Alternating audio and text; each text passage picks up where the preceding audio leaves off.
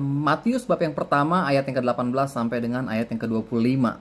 Temanya berbicara tentang kelahiran Yesus Kristus. Dan ketika gue baca perikop ini, yang membuat gue tertarik adalah sewaktu ngebaca tentang penekanan bahwa ayat ke-21 ya, dikatakan ia akan melahirkan anak laki-laki, maksudnya Bunda Maria ya. Ini ketika malaikat berbicara kepada Yusuf, kemudian malaikat itu berkata bahwa ia gitu kan, Bunda Maria akan melahirkan anak laki-laki dan engkau Yusuf akan menamakan dia Yesus, karena dialah yang akan menyelamatkan umatnya dari dosa mereka.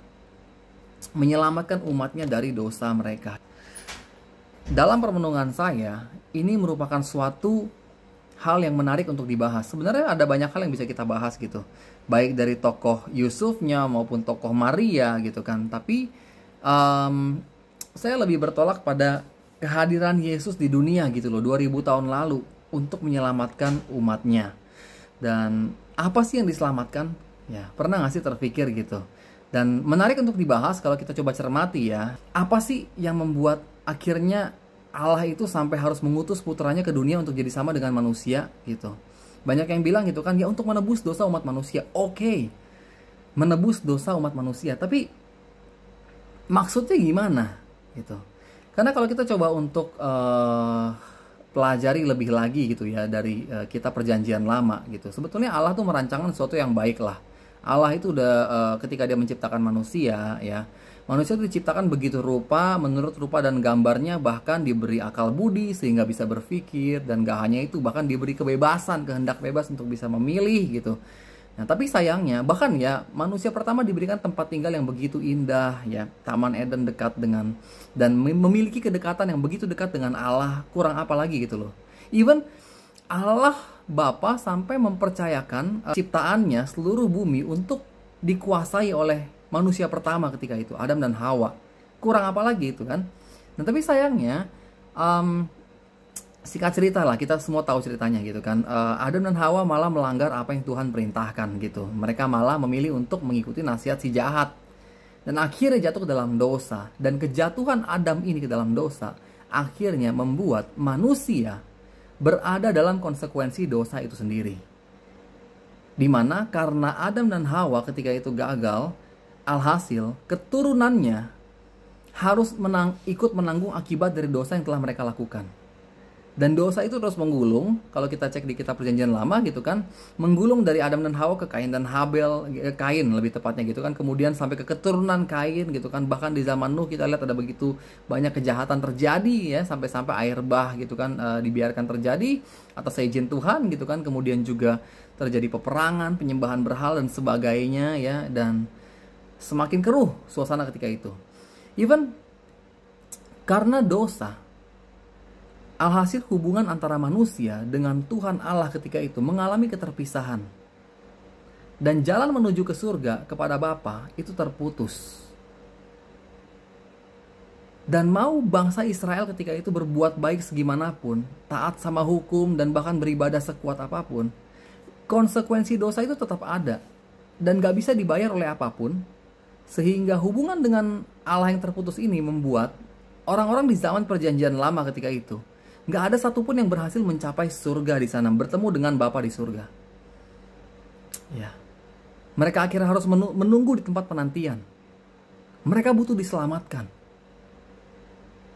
Sehingga balik lagi ke perikop yang kita lagi bahas ini gitu kan, Mesias hadir, Yesus hadir untuk menyelamatkan umatnya. Menyelamatkan dari apa? Dari dosa.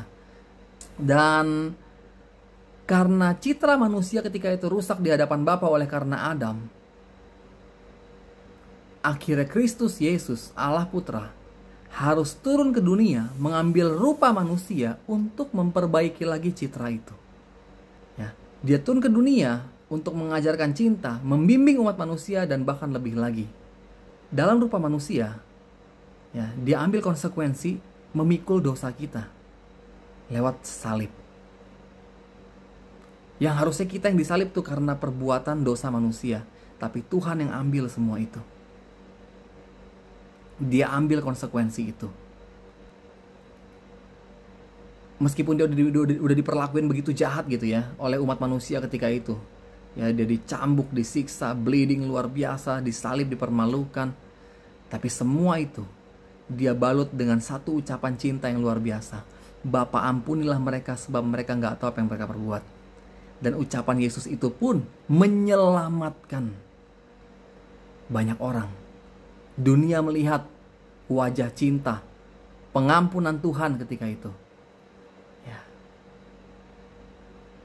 Dan memang dia harus ambil jalan untuk wafat di kayu salib supaya apa? Dengan kematiannya, dia turun ke tempat penantian untuk menjemput mereka, orang-orang di zaman perjanjian lama, supaya bisa menuju lagi kepada Bapa. Lewat kematiannya dikalahkan maut, dia buka jembatan lagi untuk semua orang bisa gitu loh, punya jalan menuju pada Bapa lagi. Makanya dia bilang kan, akulah jalan, kebenaran, dan hidup. Dan untuk itulah Mesias lahir ke dunia 2000 tahun lalu. Ya, seperti yang di ayat ke-21 sampaikan, dikatakan bahwa karena dialah yang akan menyelamatkan umatnya dari dosa mereka. Karena Yesuslah yang akan menyelamatkan umatnya dari dosa-dosa mereka. Dengan rupa manusia, dalam wujud manusia, dia menjadi Adam yang baru. Dia pulihkan lagi hubungan antara manusia dengan Bapa ketika itu, dan gak hanya itu. Dia wariskan banyak hal bagi umat manusia untuk bisa menjalani hidup kudus dan benar. Dikasih bekal tuh oleh Tuhan Yesus ketika itu. Ya, yang sekarang warisan imannya kita miliki, gereja, kitab suci, tradisi suci. Ya, bahkan figur orang-orang kudus yang kita juga bisa ikuti. Oke. Dan bahkan lebih lagi dia kasih Roh Kudus untuk bertahta dalam hati setiap kita yang percaya pada namanya, supaya kita dibimbing. Dan at the end, karena berjuang terus dalam bimbingan Tuhan, bisa mencapai kehidupan kekal, surga bersama dengan Bapa di surga. Untuk itulah dia hadir, untuk menyelamatkan umatnya, menyelamatkan kita. Tinggal pertanyaannya, mau gak sih setelah kita dengar gitu kan tentang wow ternyata Tuhan tuh misinya begitu luar biasa, dengan dia lahir ke dunia, hadir di dunia gitu kan. Nah sekarang pertanyaannya adalah gimana dengan tanggapan kita terhadap cintanya ini? Maukah kita say yes untuk cintanya? Thank you, Tuhan berkati.